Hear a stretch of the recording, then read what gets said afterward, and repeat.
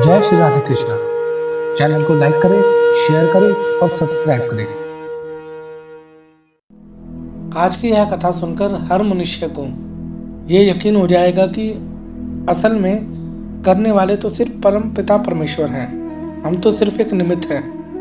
आज की कथा जरूर ध्यान से सुनना। आपके अंदर जो भी थोड़ा बहुत अहंकार होगा, जो भी मैं होगा कि करने वाला मैं हूँ, वो भी खत्म हो जाएगा। एक बार भगवान विष्णु गरुड़ जी पर सवार होकर कैलाश पर्वत पर जा रहे थे। रास्ते में गरुड़ जी ने देखा कि एक ही दरवाजे पर दो बारातें ठहरी थीं। अब ये मामला उनकी समझ में नहीं आया। फिर क्या था कि पूछ बैठे प्रभु को। गरुड़ जी बोले, प्रभु ये कैसी अनोखी बात है कि विवाह के लिए एक कन्या और बारातें दो आई हैं। मेरी तो समझ में कुछ आ ही नहीं रहा। आप ही मेरी समस्या का समाधान कीजिए।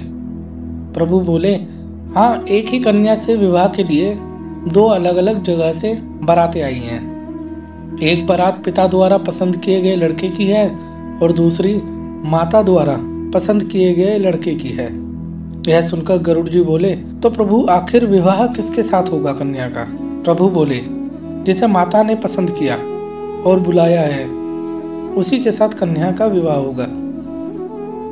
अब ये बात भगवान की सुनकर गरुड़ जी चुप हो गए और भगवान को कैलाश पर पहुंचाकर कौतूहलवश पुनः उसी जगह आ गए जहां दोनों बारातें ठहरी थीं। अब गरुड़ जी ने मन में विचार किया कि यदि मैं माता के बुलाए गए वर को यहां से हटा दूं तो विवाह कैसे संभव होगा। फिर क्या था, उन्होंने भगवत विधान को देखने की जिज्ञासा के लिए तुरंत ही उस वर को उठाया और ले जाकर दूर समुद्र के एक टापू पर छोड़ दिया। ऐसा कर गरुड़ जी थोड़ी देर के लिए ठहरे भी नहीं थे कि उनके मन में अचानक विचार दौड़ा कि मैं तो इस लड़के को यहाँ उठा लाया हूँ, पर यहाँ तो खाने पीने की कोई व्यवस्था ही नहीं है। ऐसे में इस निर्जन टापू पर तो ये भूखा ही मर जाएगा और वहाँ सारी बारात मजे से 56 भोग का आनंद लेगी। यह कतई भी उचित नहीं है। इसका पाप अवश्य ही मुझे लगेगा। मुझे इसके लिए भी खाने का कुछ इंतजाम तो करना ही होगा। अब यह गरुड़ जी के मन में विचार आने लगे, यदि विधि का विधान देखना है तो थोड़ा परिश्रम तो मुझे करना ही पड़ेगा। और ऐसा विचार कर वे वापस उसी स्थान पर फिर से आ गए।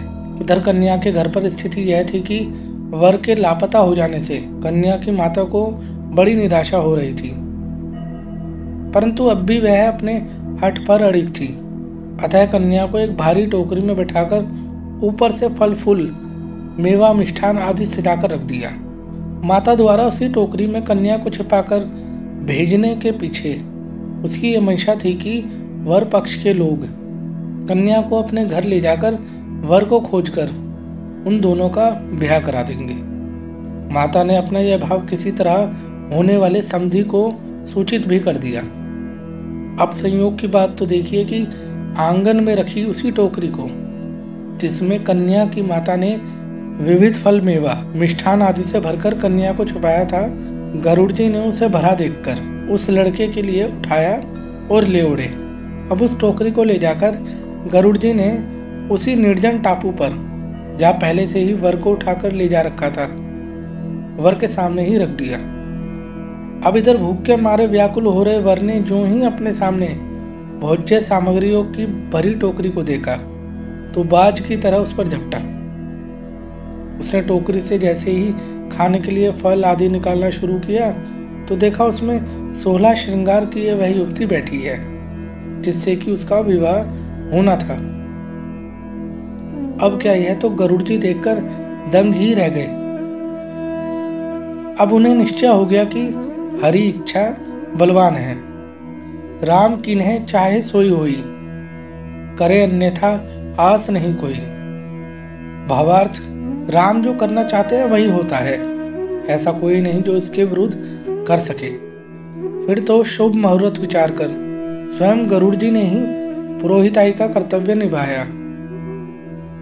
वेद मंत्रों से विधि पूर्वक विवाह कार्य संपन्न कराकर वर वधू को आशीर्वाद दिया और उन्हें पुनः उनके घर पहुंचाया और तत्पश्चात प्रभु के पास आकर सारा वृतांत निवेदन किया और प्रभु पर अधिकार समझकर झुंझलाकर बोले, प्रभु आपने अच्छी लीला करी, सारा ब्याह कार्य हम ही से करवा लिया। और भगवान जी भी गरुड़ जी की बातों को सुनकर मंद मंद मुस्कुरा रहे थे। इस कथा को सुनकर आप समझ ही गए होंगे कि मनुष्य जो चाहता है वह नहीं होता, जो परमात्मा चाहता है वह ही होता है। मनुष्य तो इसी अहंकार में जीता है और एक दिन मर भी जाता है कि करने वाला वह स्वयं है, पर असल में जो इस सृष्टि को चलाता है वही परमपिता परमेश्वर कहलाता है। वही हमारे हरि हैं और वही हमारे कृष्ण हैं, वही हमारे नारायण हैं। जय श्री राधे कृष्ण।